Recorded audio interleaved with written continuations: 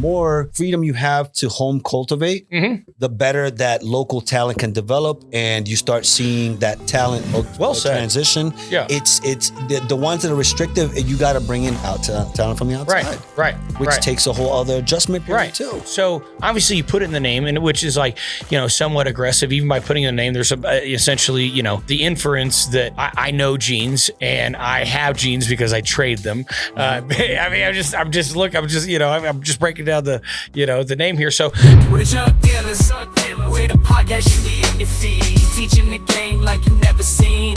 Jerin, Gabe, GRAMBO, true OGs, masters of the globe, set your mind free. From Denver, Colorado, where the data's green, we set the data points for the SOPs. Jug Dealers Podcast, yes indeed. Hey everybody, welcome back to the Jug Dealers Podcast, where we discuss all things growing and lifestyle related. Brought to you by the good people of 5-8, and is always available at jugdealers.net and jugdealers.shop. .shop. That's Where right. Can we get get all the our samples, Jayhawk? You can also get the samples at jugdealers.net/samples. Remember to start by filling out the growers form. From there, you're going to pick from one of 3 packages. You'll see that it'll say $495. In reality, what you have to do is type in samples into the discount. It'll drop it down to $95 for any of those 3 packages. It's just as easy as that.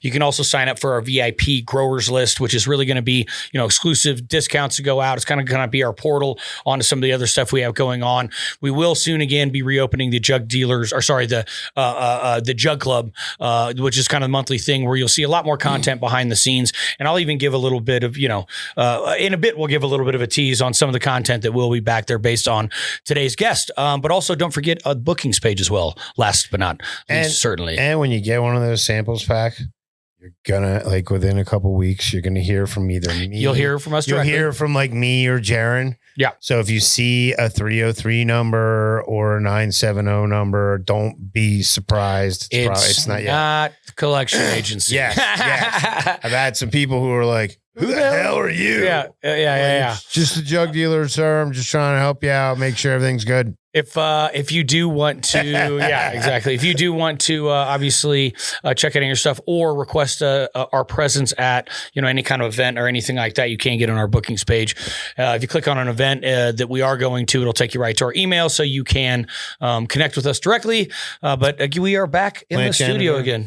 Oh yeah, we got new shirts up too, GRAMBOs. And even by now we should have some other ones. So we have plant janitor up there. We get the not for nothing ones. Yeah, not for nothing's on the way. Oil farmers happening. You know, Frank's Red Hot. You know, we got some stuff on the way. So there you go, folks. So we're going to be poking around, having some fun, putting some new stuff on the website.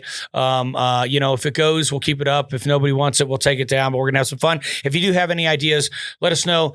And without further ado, Gabe, why don't you introduce our guest today? Because we do have a very special interview today. We have somebody that has flown in all the way from the East Coast to sit in studio with us. But take it away, Gabe. You know, I noticed our friend Gene Traders, Lou here, you know, a couple of years ago on the scene on the East Coast when I was back there.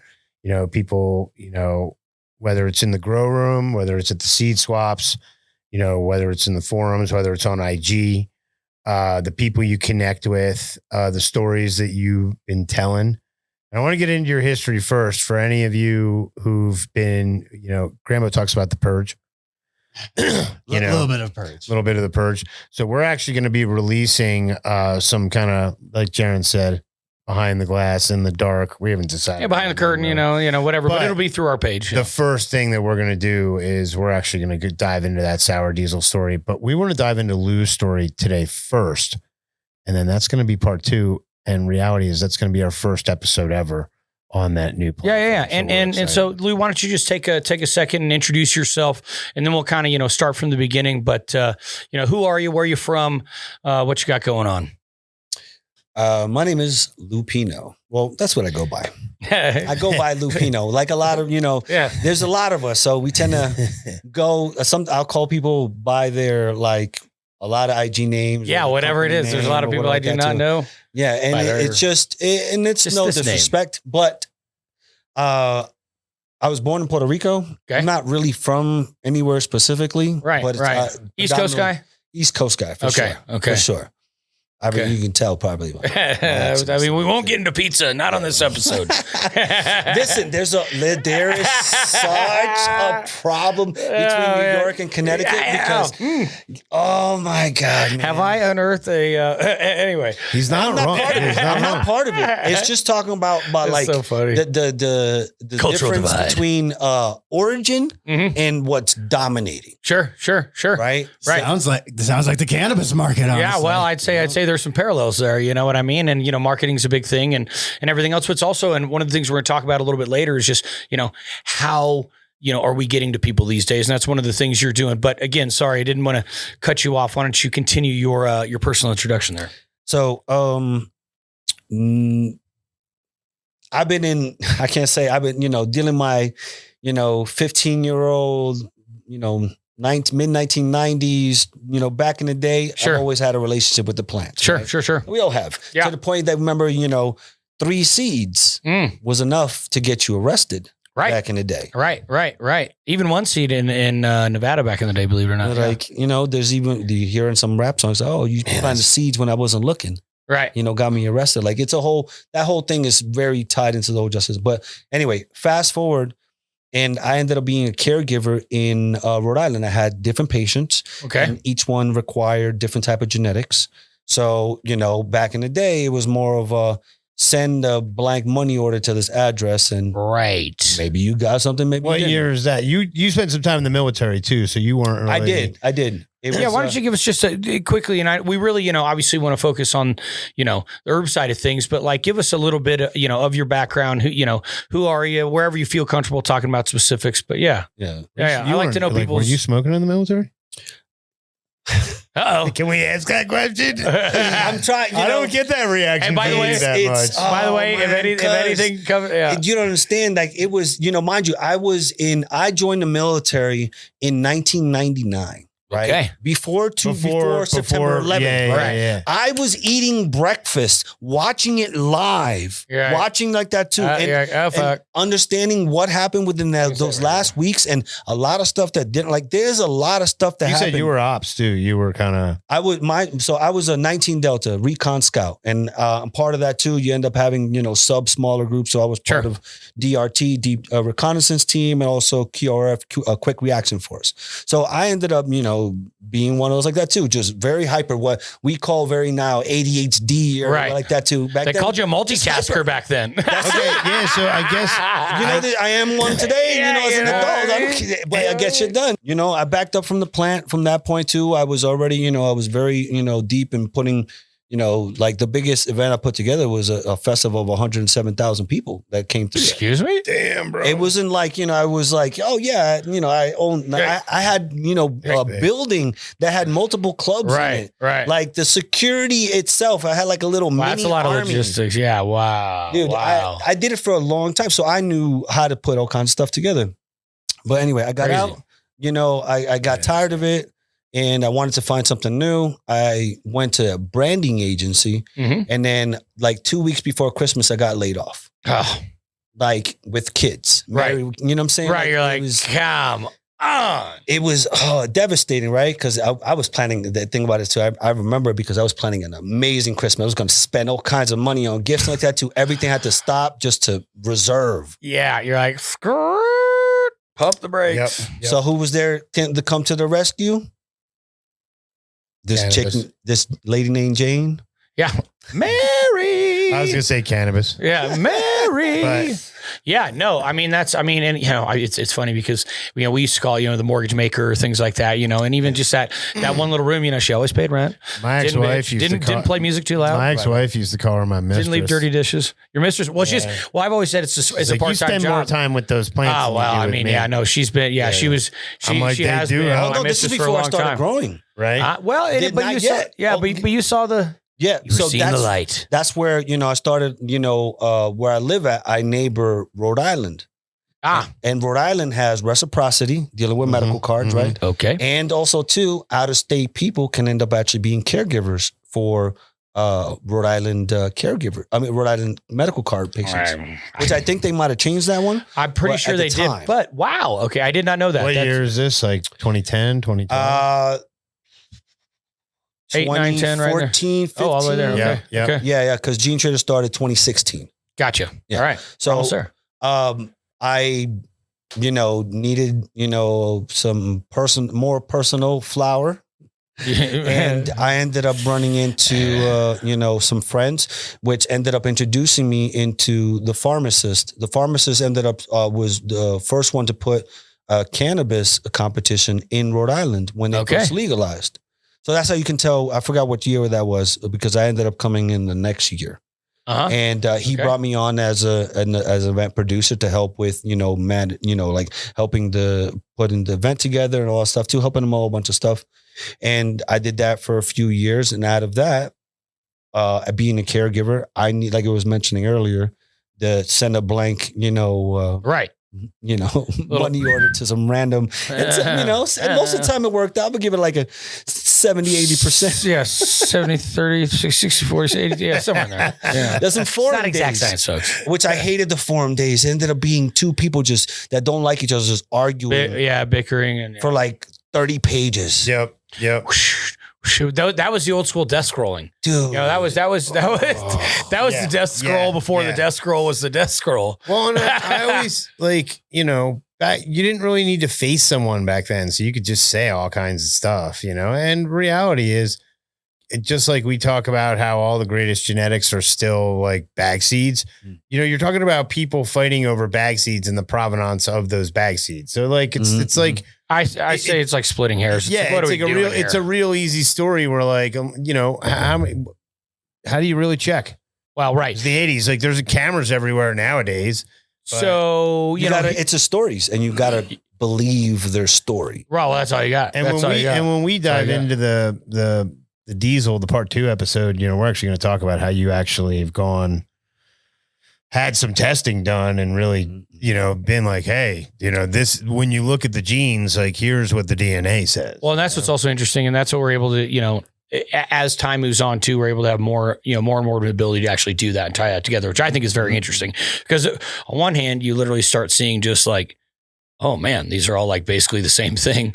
Or you start seeing these little branch lines and kind of where they went or the crosses, whatnot, So we're okay. Let's get back. We're 2014 or so, right? Right. You were looking at it, but it's on a medicinal, personal basis at this point. Have you switched in your mind yet to saying, you know what, this is part of my life's work? Or is this just something that, you were still, really regaining a relationship with? I mean, how would you, because we're always looking at like, when did that switch, when did you decide? When did it happen? I guess you always coin it like, when did you decide to step out of the basement? Yeah. When out of the shadows into the light. Oh my God. That was a rough,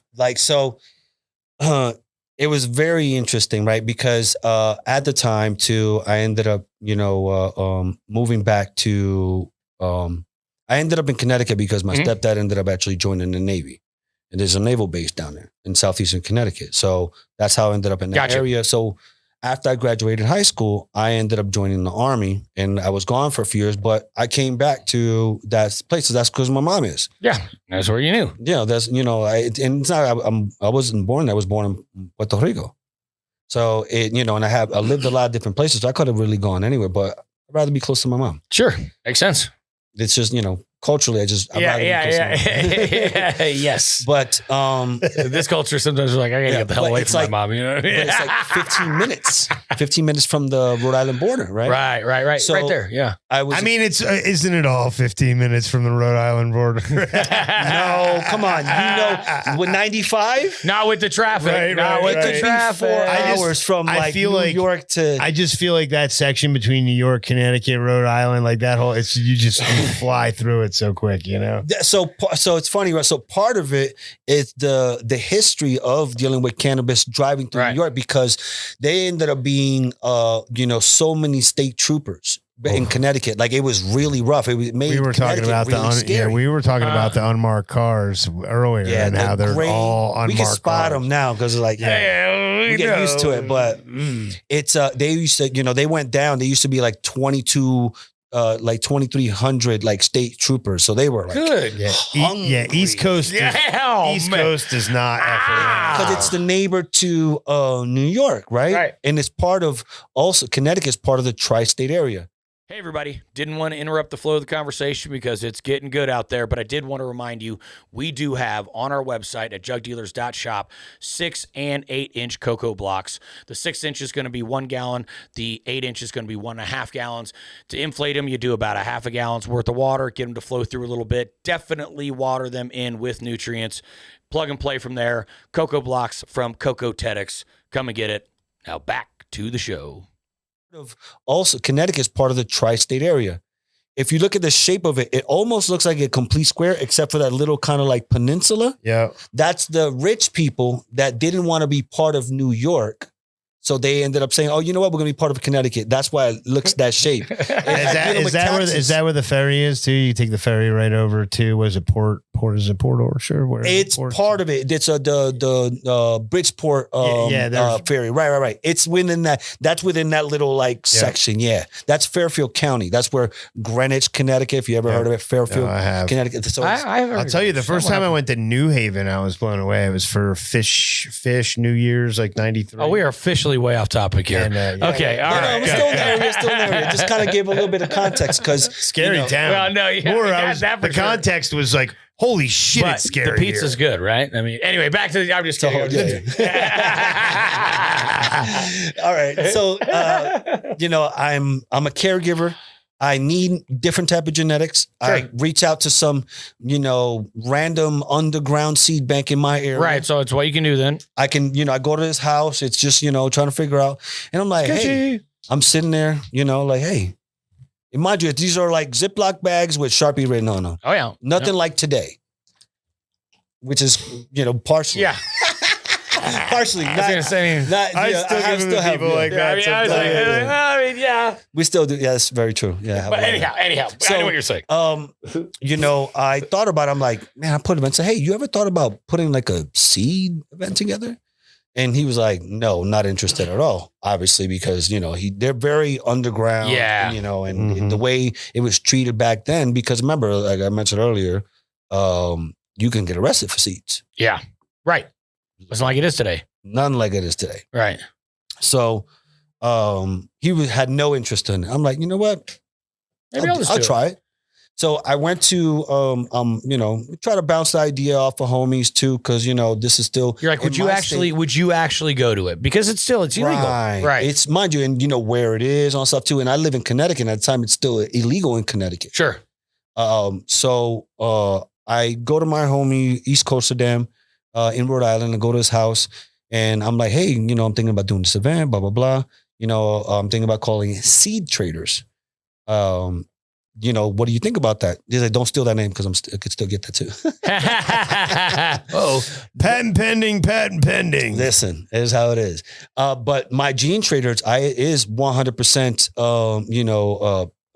Registered trademark, right? Specifically under the hemp, because you can't do it within cannabis yet, unless it's like kind of research, but still kind of like very difficult, very expensive, right. Well, anyway, so I go to my boy and I'm talking to him. He's like, he suggests, why don't you call it Gene Traders and you could do clones? Because he was interested in he didn't have seeds. He had a whole bunch of cuts that he can end up actually, You're like, okay. So I was like, all right, I'm sitting there, I'm kind of mulling it over. And I don't know why, and I don't know what. We were smoking a joint outside. I threw up that second. Like, I don't know what, there was no reason for it. I wasn't sick. I wasn't like that too. It wasn't the weed because I rolled the joint later on and I was fine. It was it was like nothing, but I was like that specific moment. That's how I remember Right. Well, I think that's what we're getting to. We're trying to get to the moment. So at that moment, cannabis and this life and this plant and being a steward of the plant. It manifests. That's it does. It really does. We've always, talked about that who's controlling who and that's why we made the joke about the whole plant janitor shirt off the top, because I'm like, we're not growers, man. Plants growing themselves. They're autotrophs. We're heterotrophs. I always tell people, when we talk to people about branding and stuff like that. Thank you, GRAMBO. We always say to people, like, when the name's right, like, Like you remember, just like And you so- said, you remember that. You just What is that? Yeah. 2016? Is that what we're talking? 2015, because the first event is 2016. Okay, so 10 years ago. So you're at your 10 years of really stepping in and saying from that. Almost this January 29th. Okay, January 29th, almost. Okay. and that's like a really, that's a year after the first time we saw just any type of legalization outside of medical. I mean, that's really things. That's early. Yeah, things are hopping at that point. Yeah. So, I had to do it in Rhode Island, still a medical event. So requiring medical cards because the people that, the event caters to are to the cultivators, right? Right. So, I put the event together, maybe about like 20 vendors. And, it turned out that I wasn't the only one that was having that same massive issue of access to genetics. But more importantly, that simple conversation that could save me maybe a run or two about like how this specific plant grows. Yeah. That became more valuable than just buying the genetics. And it's funny when I think about it historically because, Emerald Cup was going, Cannabis Cup was going out here. You had the Indo Expo. There wasn't really anything. There wasn't a lot going on the East Coast. You know what I mean? So for you to kind of pioneer some of that, it's important. No, it is. And it's really, I don't know that I really started thinking about it until we had the conversation, and I've known you for years now, but it's when I sit back and I look at the timeline, I remember Indo Expo, and you're actually going to come to Wolf's event with us on Saturday. We're really excited for that. Yeah. But that was, people were flying in from all over the country, for those events. So the fact that you were able to put something together at that time, and bring that to people, I can't imagine it not being a smash. But also, it got so wild after that, dude. Right. Like, mind you, after the first event, it was like, listen, because it didn't come out like, I'm gonna plan this out. I'm gonna, sure. like it was all organic. I needed something. I was like, you know what? I'll put it together. And mind you, it wasn't even gonna be. It was actually between that event and because I plan doing enough events. I know a lot of them fail. I know you got to have backups. Yeah. Too. So the original event that I was gonna throw at the Tetrahydro Club in Rhode Island, which is still up. Shout out to Tetrahydro Club. I was gonna do a B-boy breakdancing and smoking like competition. Right.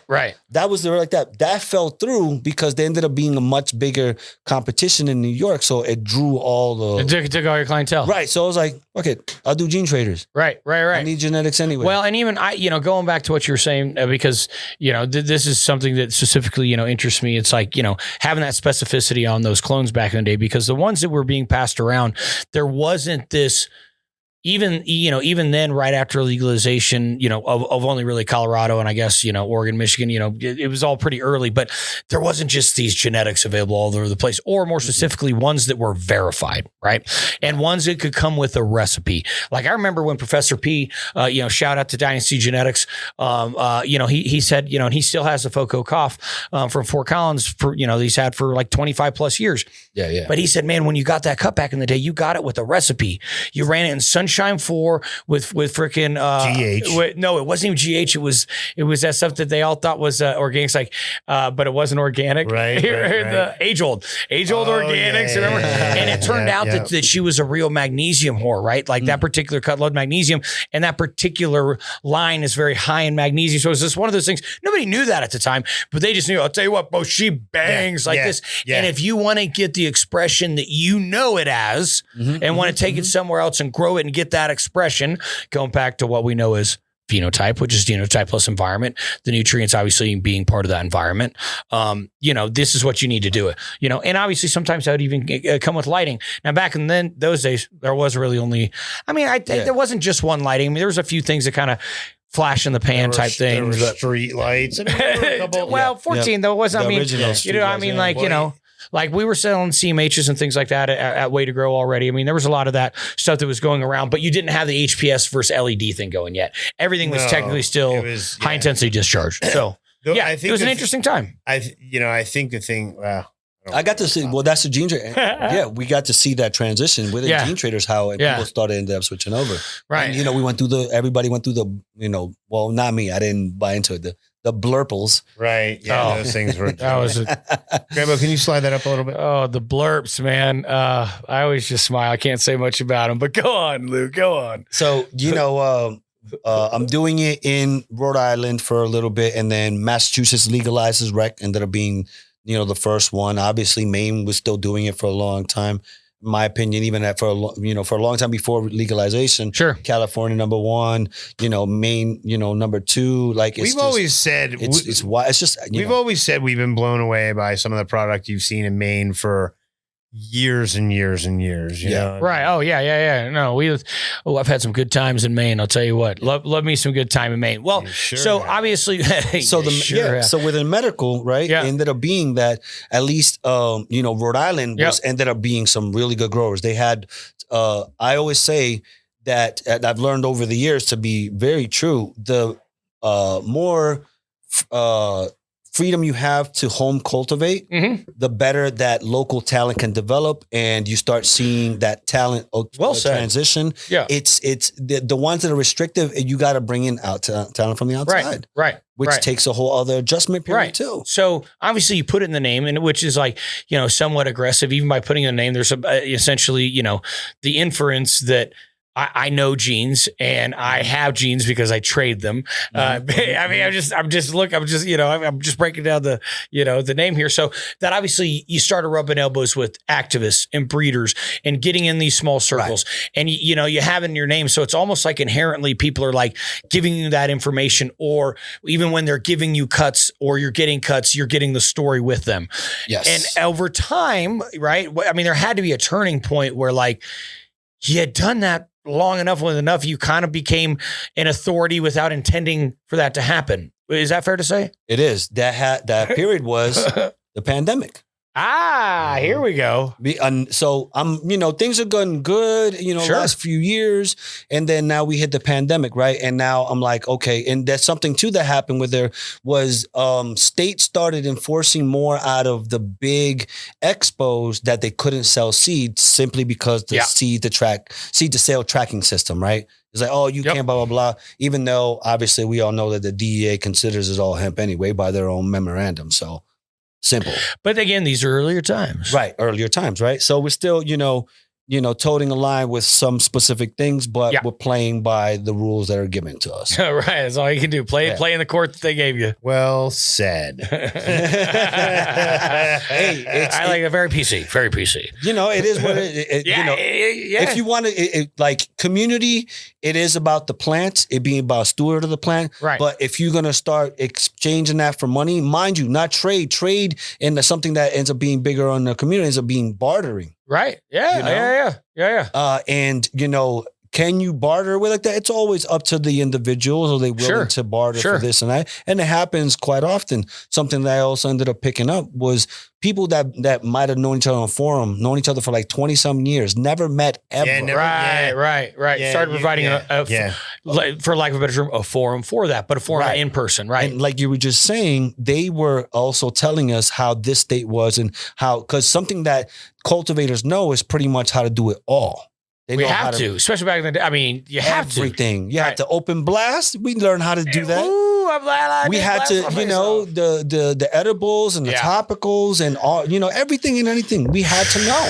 So they're a better wealth of information like we know things a good year and a half on the fast part before it hits more the mainstream like that too. Yeah. If you end up being good, maybe you end up being a little bit more 2.5 years of really trying to see a little past the curve or some, Hey, everybody. I did not want to interrupt the conversation. However, I did want to remind you, we do have new plug trays on the website. They are easy plugs. You can go check them out on our website or theirs.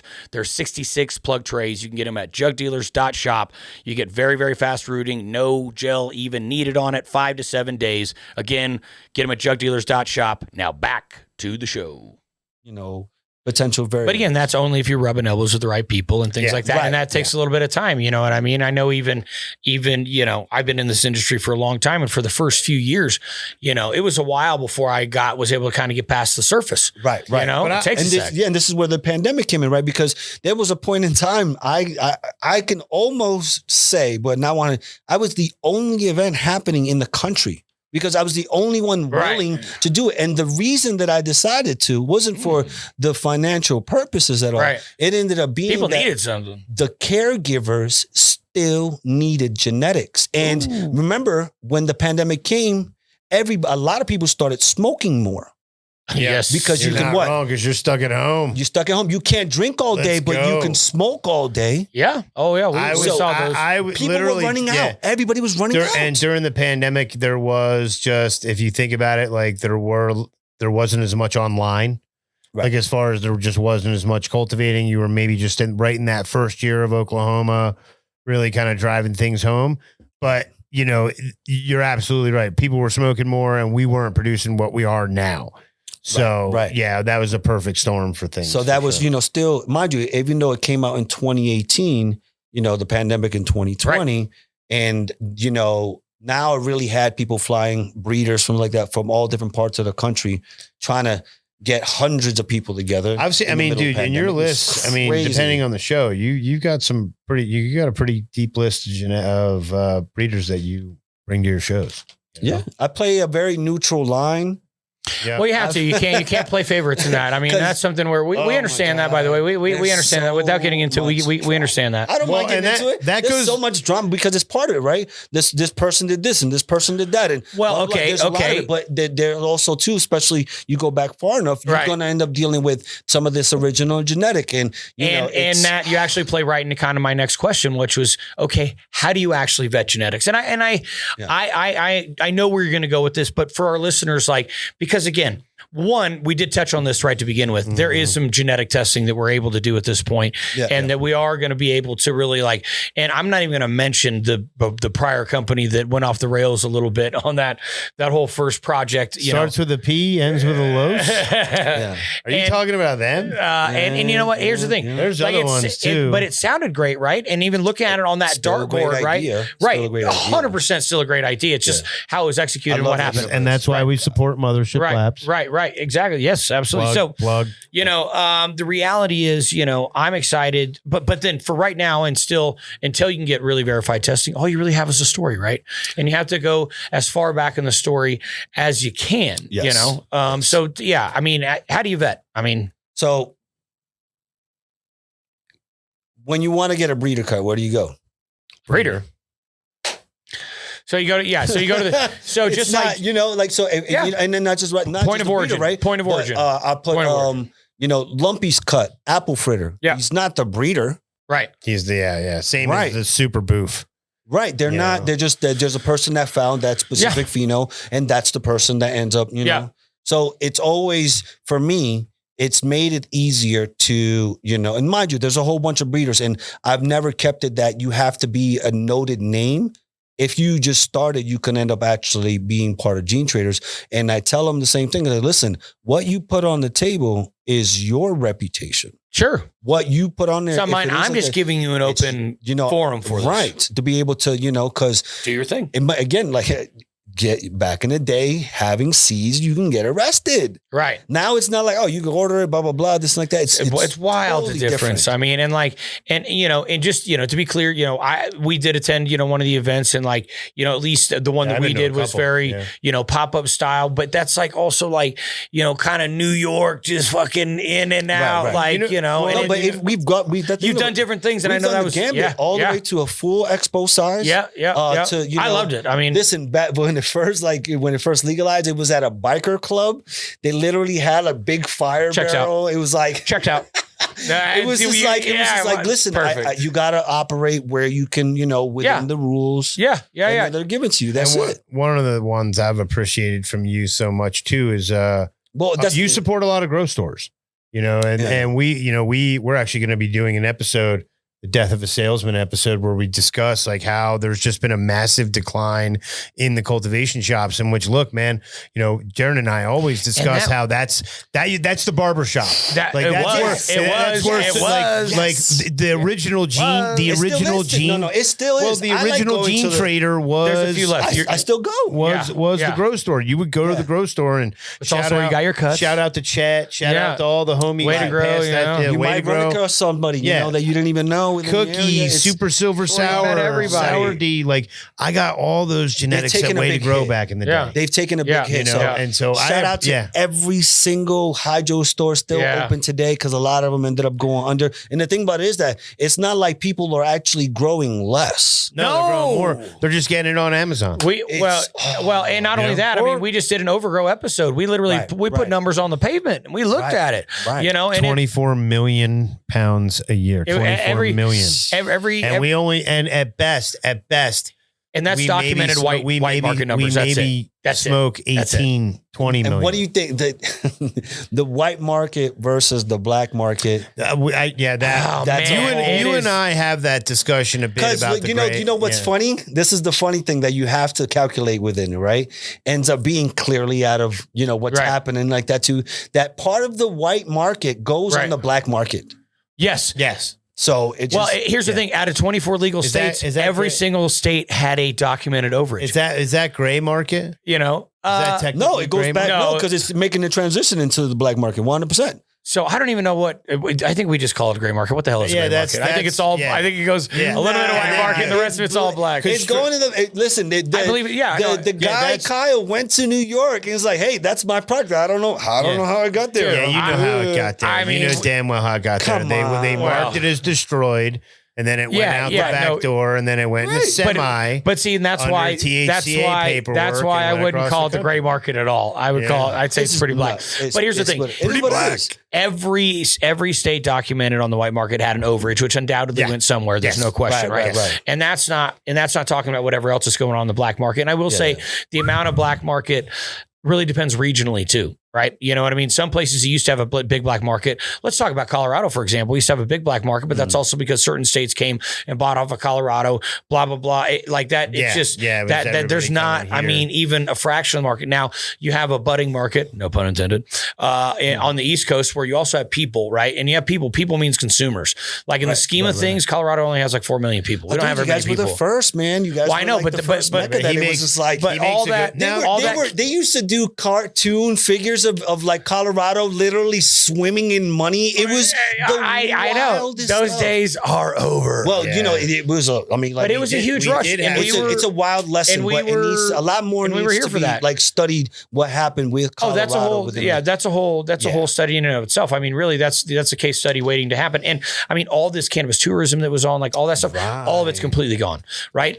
But at the same time, when I was a kid, it's not completely gone because we still get skiers who come here and but they always just came here and got weed, went and skied. Right. But like the pick me up and take me to a cannabis friendly hotel, that kind of shit is what I'm talking about. Now, me as a kid from the Midwest, we always knew the high prices stayed though with the realty. Oh, that's damn straight did. But we always knew since I was a kid that like Colorado had good herb. Like that was just something. I don't know who ever told me that. Somebody told me that long time ago. You know, and then the extreme sports aspect in the cannabis, like that's not going away. So we have a market, but it's just what it is.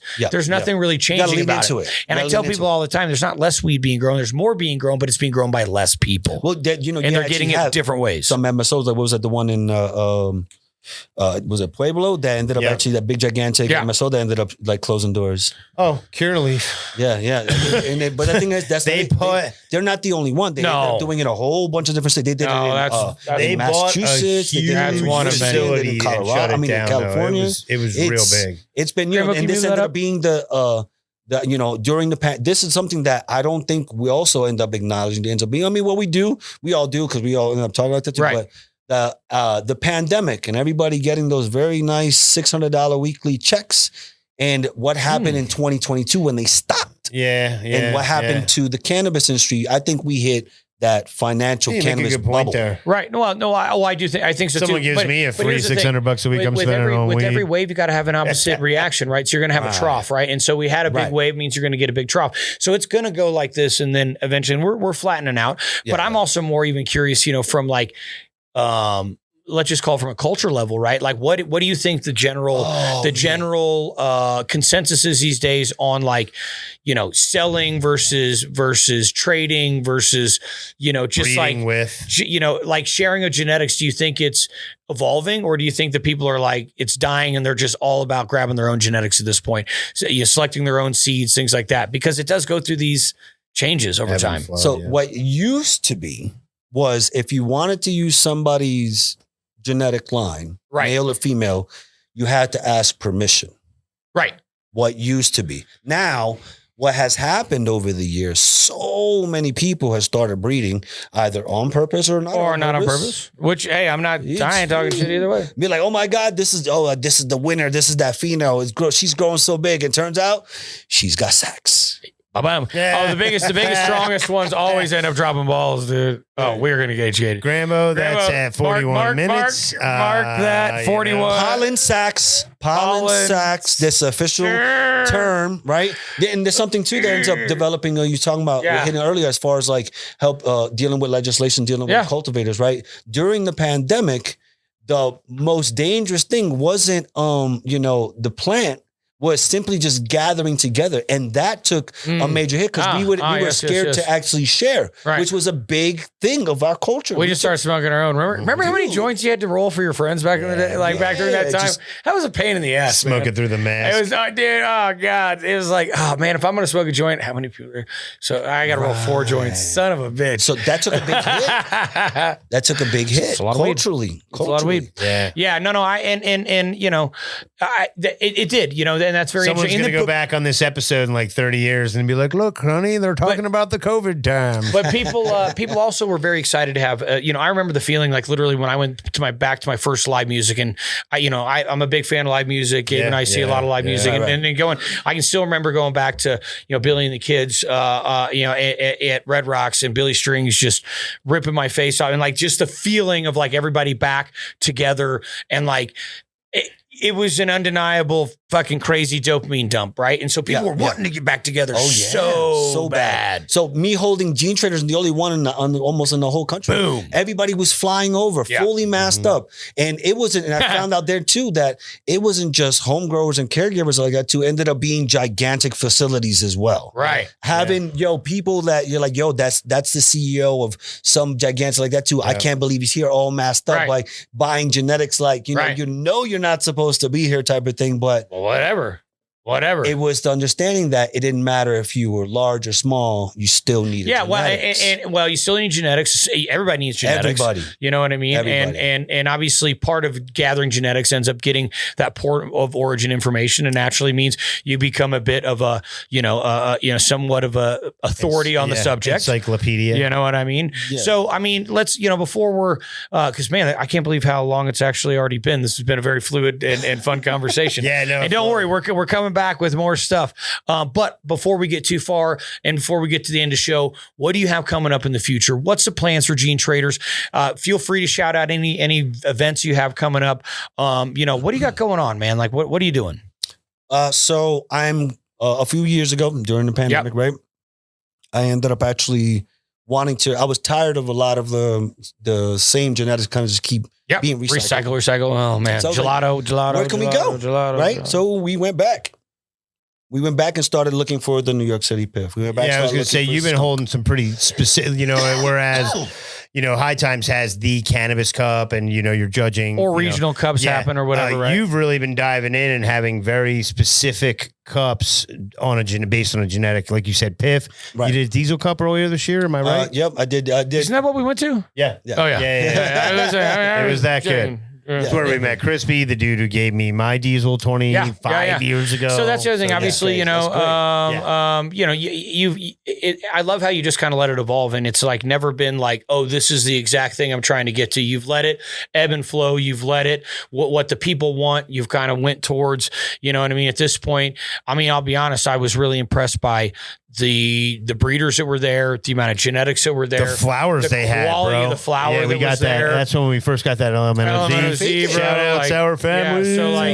So so fire, dude. Oh, it's so fire. They get a shout out on like every episode. Dude, I tell them specifically, I'm like, want to make sure you understand. Look, let her out. Let her out. I'd love to see what some other people can do with it. Breathe. So do you have another event that's planned on the books yet? You usually do one quarter. So the next one now that I'm actually, and mind you, this ends up being about, for me, when I'm holding these single strain type of events, is about finding who has the oldest living cut to the real one, because that's we're going to get into that in our Sour D episode, like the story behind it, which I like that too. And then now we taking it a step further. This is how within the Sour D showcases that I also had doing genome sequencing, which I hit a dead end. I did the same thing for skunk.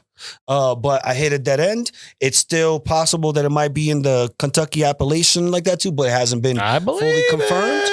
You're taking strain hunting to a whole different level. But that's cool though. And we, it's great to get, the original cross that, for some of them ended up being in, Amsterdam.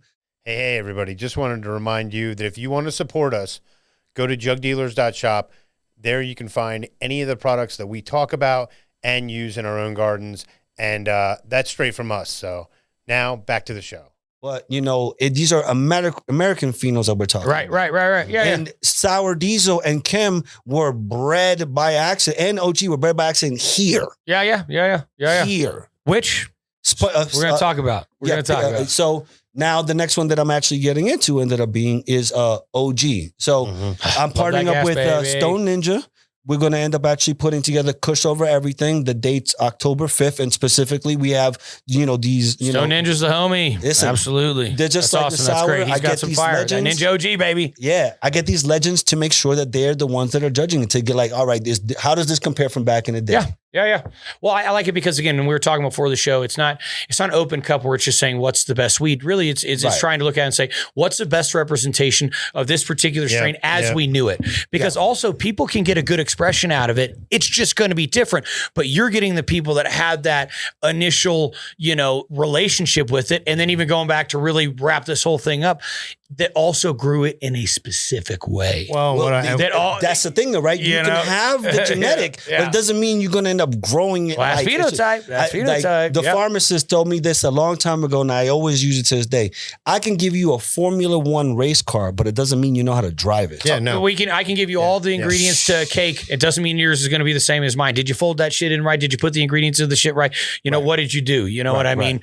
So just on the recognition, right? Yeah. It's still just so OG. So all right, you guys, where that's going to happen? Is it going to happen on the East Coast? LA. No. LA. Okay, that's right. That's I thought like you can't hold a Sour Diesel. I love it. I was like, it's got to be. So all right, they're going to be. All right. Very nice. And when will that be? October 5th. October 5th. You guys heard it right here in LA. Yeah. Gene Traders event. They're awesome. They're a great event. It's a great culture event, and you can absolutely get some fire. They're pulling in the right people. They got the genetics. Why don't you let everybody know where they can find you, whether it's on your socials, Instagram or website or whatever you got.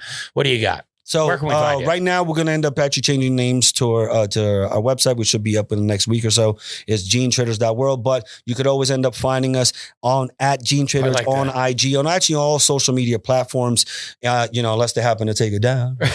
Hold on now. The great purge of 25. Like, please don't hit me, Meta. Don't hit me. You go back and forth. Like I see your page disappear and then it'll pop back up. Because that usually ends up being, and I need to stop doing it. And that's the whole thing about how to navigate. Yeah, the game. Yeah. Don't comment on political issues because people are so vindictive. Well, it's triggering, and then people get mad. But I mean, they look at my page and it ends up being a lot of commentary because it's funny, right? I can't show the plant. I can't show seeds. What else can you? Well, why do you think we for the most part have a science-based show? We also like to bring in the culture, and we like to bring in the story, and we like to bring in people that we think are doing great things in the industry to keep the culture alive. Hence this episode. That's why I flew out here. Right. And thank you for coming out. Yeah, very much. And that's other than that, you guys, other than that, we're literally just trying to give people good, credible information. Do we sell this stuff? Yeah, we absolutely do. You know what I mean? But the reality is we also use it. We stand behind it. We know what we're doing. We're here to help, and it's really been a wonderful platform for us to have to connect with all these people. So, this has been a great episode. Again, part 2 will be behind the curtains. Jug Club will be coming up. Look with that, within, honestly, by the time first episode, we're looking forward to it. And by the time this comes out, it might already be open, but we'll let you guys know. Thank you for coming out. Thanks for hanging out. As always, from the Jug Den. Until next time. Peace.